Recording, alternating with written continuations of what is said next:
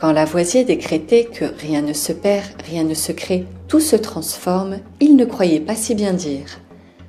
Dans un geste salué comme une mesure positive par les environnementalistes, Washington est devenu le premier État américain à légaliser le compostage des corps humains.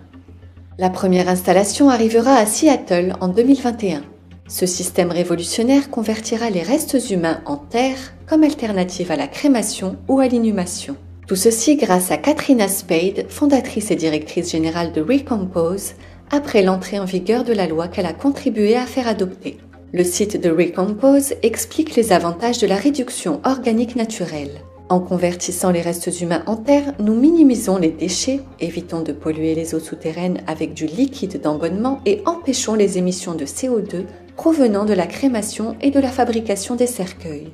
En novembre, environ 75 personnes ont assisté à ce qui a été décrit par le Seattle Times comme une pendaison de crémaillère pour un salon funéraire où les corps ne seraient pas brûlés ou enterrés, mais déposés dans des récipients individuels pour devenir du compost propre et utilisable. Les impacts environnementaux d'un enterrement et d'une crémation sont assez significatifs. Avec la crémation, nous brûlons des énergies fossiles, ce qui entraîne des émissions de particules de mercure et de carbone dans l'atmosphère. Avec l'enterrement, nous mettons du métal, du bois et du ciment dans la terre et nous les laissons là.